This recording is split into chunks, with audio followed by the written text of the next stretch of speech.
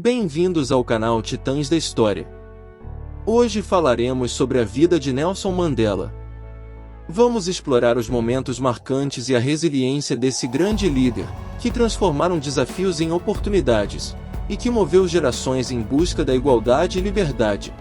Nelson Mandela, batizado Rolihlahla Dalibunga Mandela, nasceu em 18 de julho de 1918 em Nzevo, África do Sul. Foi um dos 13 filhos do chefe tribal, Noki Gadla Mandela, e de Nozekeni Fani, pertencentes à etnia Xhosa.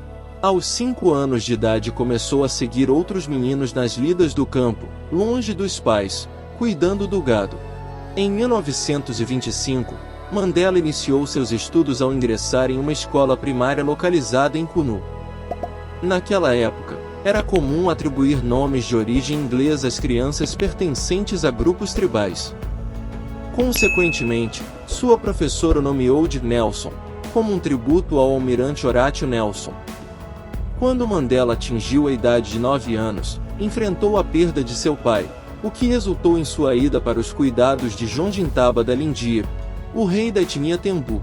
Residindo no interior do Palácio Real, Mandela desfrutou da oportunidade de frequentar escolas direcionadas à elite negra. Ele recebeu sua educação em instituições metodistas e demonstrou excelência ao completar sua educação fundamental com distinção em Eldon. Em 1939, decidiu buscar uma formação em Direito na Universidade de Fort Hare, a primeira instituição do país destinada exclusivamente a estudantes negros. Durante seu tempo lá, participou ativamente de protestos internos, mas acabou por abandonar o curso. O rei Jongintaba manifestou sua desaprovação com essa decisão e tentou organizar um casamento arranjado para Mandela. Contudo, Mandela discordou veementemente da ideia e optou por escapar para Joanesburgo. Fixando residência nos subúrbios e enfrentando desafios financeiros, ele escolheu seguir estudos em artes por correspondência pela Universidade da África do Sul.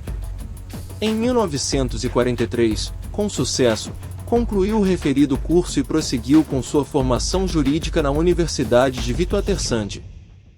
Em 1944, Mandela se casa com Evelyn Mazi, uma enfermeira e também parente jovem de Walter Sisulu, e juntos tiveram 2 filhos e 2 filhas. No mesmo ano, ele envolveu-se ativamente com a Liga Juvenil do Congresso Nacional Africano, CNA, o que lhe conferiu grande popularidade como ativista. Esse período marcou o início de sua trajetória de liderança, culminando com sua entrada no Conselho Executivo do CNA em 1949. Em 1949, foi instaurado na África do Sul o regime segregacionista conhecido como Apartheid. A imposição de restrições aos direitos políticos e civis, aliada à intensa opressão promovida pelo governo branco, resultou em um período marcado por conflitos e perdas de vidas. Durante esse período, a Liga Jovem do Congresso Nacional Africano evoluiu para um instrumento essencial na busca por representação política dos negros. Nos anos subsequentes, à medida que o apartheid avançava, Mandela emergia como uma figura cada vez mais ativa. Ele se envolveu em múltiplas manifestações, protestos e lutas contra a segregação racial. Em 1952, Mandela, junto com um amigo, estabeleceram um escritório de advocacia, uma parceria que permaneceu ativa até 1958. No ano de 1953, mais especificamente em Sofiaton, Mandela fez um discurso marcante no qual pela primeira vez afirmou que a era da resistência passiva já havia se encerrado. No ano de 1954, Mandela e Walter Sisulu colaboraram para a criação do Congresso do Povo. Essa iniciativa visava unificar todos os não-brancos que estavam sofrendo com o sistema racista estabelecido no país. Em 1955, seu comprometimento na luta contra o apartheid teve como resultado o fim de seu matrimônio com Evelyn. No ano de 1958, Mandela uniu-se em matrimônio com Winnie Madikizela, uma destacada militante anti-apartheid, com quem teve 2 filhas. Aproximadamente em 1961, Mandela adotou um visual que incluía uma barba, semelhante à do guerrilheiro Ernesto Che Guevara. Ele também começou a usar uniforme camuflado, marcando o início da campanha armada. Entrando na clandestinidade, tomou precauções para evitar ser localizado. No mesmo ano, surgiu o movimento Lança de uma Nação, também identificado pela sigla MK, o qual servia como o braço armado do CNA. Mandela ocupou a posição de primeiro comandante-chefe nesse movimento. No dia 5 de agosto de 1962, Mandela foi detido pela polícia e levado sob custódia para a prisão de Marshall Square, situada em Joanesburgo. As acusações contra Mandela incluíam incitar greves entre os trabalhadores e sair do país sem permissão. Após ser considerado culpado, foi sentenciado a cumprir 5 anos de prisão. Em 1963, uma operação policial resulta na invasão de uma fazenda, revelando novas evidências relacionadas ao movimento Lança de uma Nação, MK, as quais indicam o envolvimento direto de Nelson Mandela. Isso desencadeou um novo processo legal, no qual Mandela enfrentou acusações de sabotagem e conspiração para promover a derrubada violenta do governo. Em 12 de junho de 1964, uma sentença de prisão perpétua foi proferida contra Mandela. Posteriormente, ele foi transferido para a ilha de Robben, onde foi designado para trabalhar na quebra de pedras. Inicialmente, Mandela foi categorizado como um prisioneiro de classe D, o que implicava que ele tinha direito a apenas uma visita e uma carta a cada semestre. No entanto, é importante ressaltar que todas as correspondências passavam por uma rigorosa censura. Com o decorrer dos anos, houve uma melhoria gradual em suas condições.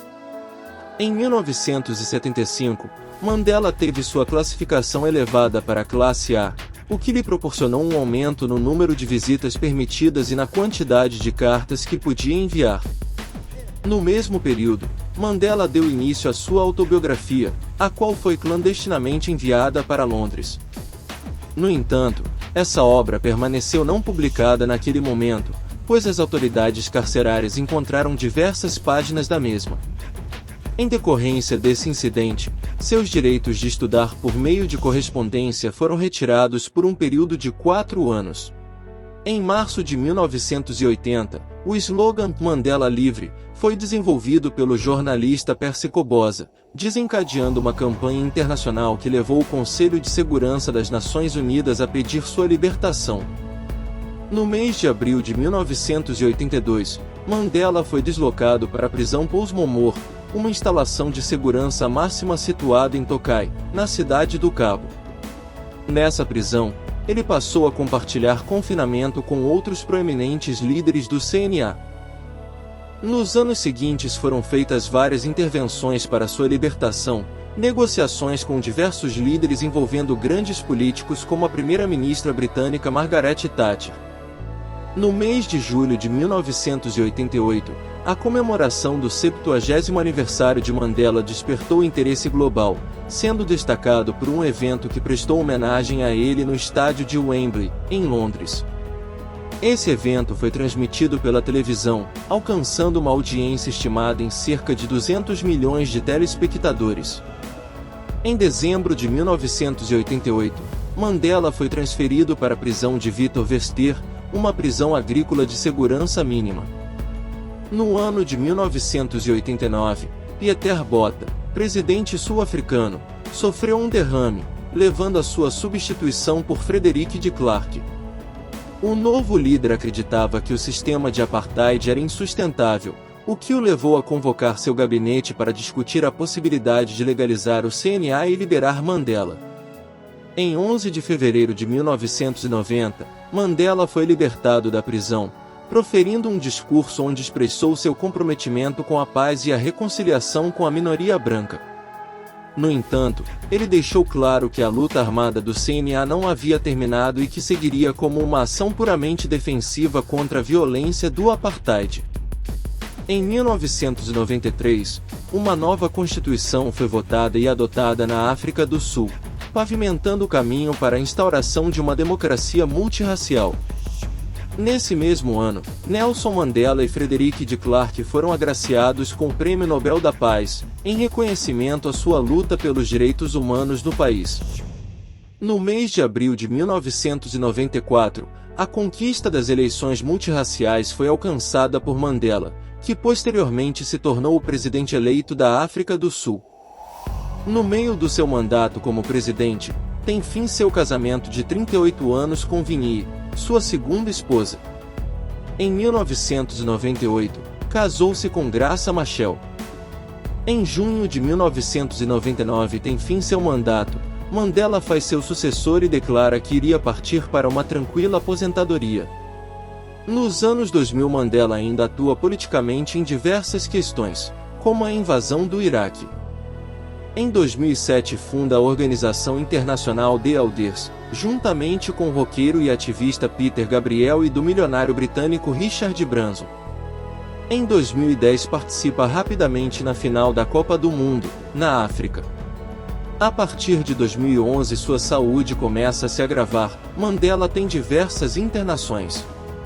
Em 5 de dezembro de 2013, com 95 anos Mandela falece. A despedida de Mandela foi marcada pela presença de mais de 90 chefes de Estado e várias personalidades mundiais. Seremos sempre lembrados do legado imortal de Nelson Mandela, um visionário que sempre cultivou a esperança e a mudança. Sua jornada continua a nos inspirar a construir um mundo de compreensão, igualdade e justiça para todos. E assim chegamos ao fim da nossa jornada. Não deixe de curtir, se inscrever no canal e compartilhar esse vídeo. Obrigado por nos acompanhar e até a próxima!